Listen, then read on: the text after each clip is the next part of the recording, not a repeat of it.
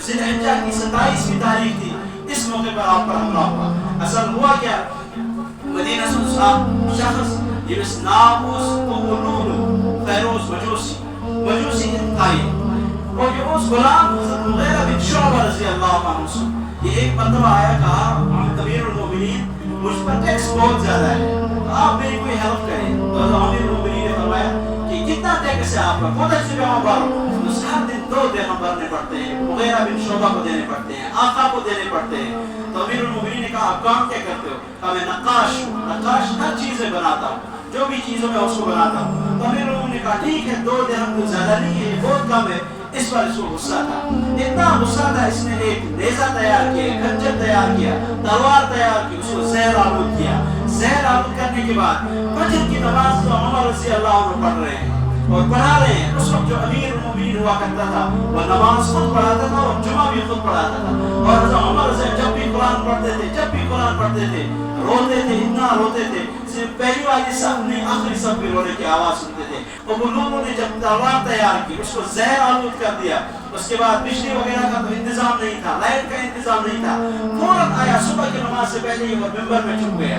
حضرت عمر آئے اور صاحب سبحان اللہ معمول بلن بچن دیش نماز کی ہوشیار کرا، بلن خاندان دیش ہوشیار کرا. اور یہ نزدیک ہم سارا ستمن دیش کے ایک دیوا وہ جو نماز ان وقت تو صاحب سبحان اللہ معمول کیا نہیں سے ہوشیار کرا. آج بھی آپ رات نے صبح کے وقت گھر والوں کو بیدار کیا، بیٹے عبداللہ بن عمر کو بیدار کیا، اپنوں کو بیدار کیا. بیدار کرنے کے بعد مسجد تشریف لائے. آپ نے جب نماز شروع کی، حضرت عمر پڑھ رہے ہیں الحمدللہ رب العالمین الرحمن الرحیم مالک یوم الدین. وہ لوگوں نے آپ پر حملہ تلوار کا وار کیا اور 6 وار سے زیادہ کیا، یہاں تک کہ آپ کی پیٹ مبارک سے آنتیں باہر نکل آئی. اب دیکھو عمر نماز پڑھا رہے ہیں، عمر پر 6 سے زیادہ حملے ہو گئے. عمر نماز کو نہیں چھوڑ رہا ہے، عمر نماز کو نہیں توڑ رہا ہے. آج کے جوان نماز کو کیسے ذبح کر رہے ہیں، آج کی جوان سنت کو کیسے ذبح کر رہے ہیں. عمر نماز پڑھا رہے ہیں، نماز میں یہ برداشت نہیں کیا کہ نماز کو توڑے. آتے آپ کے باہر نکل گئے، آتے مبارک آپ پیچھے چلے. اور عبد الرحمن بن عوف پچھلے صف میں تھے، عبد الرحمن کا ہاتھ پکڑا تھا، آگے چلے گئے. وہ سمجھ گئے کہ نماز پڑھانی ہے. عبد الرحمن بن عوف نے مختصر سے 2 سورت پڑھی، نماز کو ختم کیا. تب تک اس عمر نے 12 صحابہ پر حملہ کیا، جن میں سے 6 شہید ہو گئے اور 6 وہیں زخمی ہو گئے. جب نماز مکمل ہو گئی تب تک اس نے خودکشی کی. عمر نے اپنی تلوار اپنی جسم میں ٹھوک دی اور عمر رضی اللہ عنہ کو گھر لیا گیا.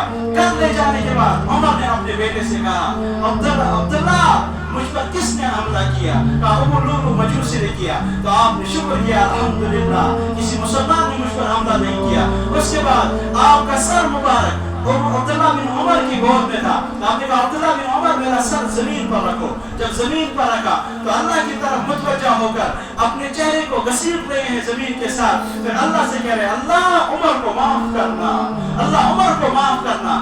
اگر عمر کو آپ نے معاف نہیں کیا تو عمر کے لیے ہلاکت ہے. اور پھر 27 ذی الحجہ تھی، آپ کو جب زخمی کیا گیا تو 1 محرم کو آپ نے پھر شہادت نصیب آپ کی ہو گئی. پہلے اللہ کے نبی صلی اللہ علیہ وسلم بشارت پیشن کوئی فرمائی تھی اور پہاڑ پر، اور پہاڑ سے کہا تھا اور ہلنا بند کرو، ہلو مت، رک جاؤ، تیرے اوپر ایک نبی، ایک صدیق اور 2 شہید ہے، وہ حضرت عمر اور حضرت عثمان رضی اللہ عنہ. انہی 3 دنوں میں جب ڈاکٹروں کو لایا گیا، اطباء کو لایا گیا، حکیم بڑے ہوا کرتے تھے اور ابتداء آئی، انہوں نے کہا کہ شہد پلا حضرت عمر کو. حضرت عمر نے شہد پیا، وہ آنکھوں سے باہر نکل گیا.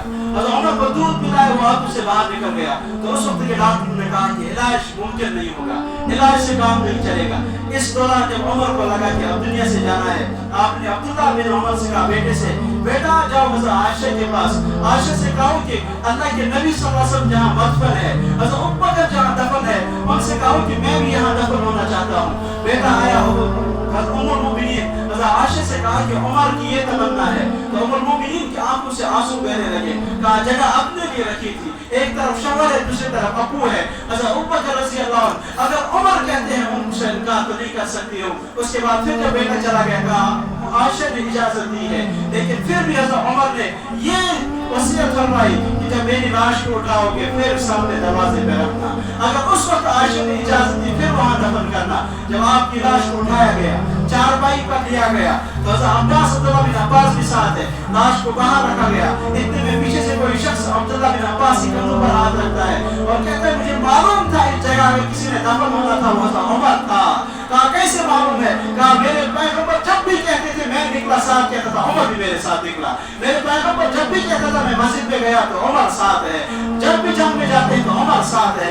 آج مجھے معلوم تھا کہ عمر ہی یہاں مدفن, عمر کا مدفن ہوگا. اس کے بعد جب عبداللہ بن عباس کہتے میں نے پیچھے دیکھا, بخاری کے الفاظ سنا رہا ہوں, کوئی داستان اور کہانی نہیں سنا رہا ہوں, بخاری کے الفاظ ہے. عبداللہ بن عباس کہتے میں نے پیچھے دیکھا علی رضی اللہ عنہ الفاظ فرما رہے ہیں. عبداللہ بن عمر پھر اندر چلے گئے, عائشہ سے اجازت مانگی, عائشہ نے کہا ضرور. تو جہاں پھر وہیں پہ مدفن آپ کا بنا. جب آپ کو دفن کیا گیا, دفن کرنے کے بعد صحابہ بھی مایوس تھے اور حضرت عائشہ رضی اللہ عنہ وہ بھی مایوس تھی. اور یہ وہ جگہ ہے, یہ تم میون محبوب آرام چکرا, وہاں پہ عمر بھی آج سو رہا ہے, جہاں پہ جنت کا جو ٹکڑا ہے منبر رسول اور آپ کا جو حجر مبارک کا پورا درمیانہ ٹکڑا وہ جنت کا ٹکڑا ہے. گویا اس وقت صرف میرے محبوب ابو بکر نہیں بلکہ عمر بھی جنت میں آرام کر رہے ہیں. یہ عمر ہے اور یک محرم الحرام کو آپ کی شہادت ہوئی. اللہ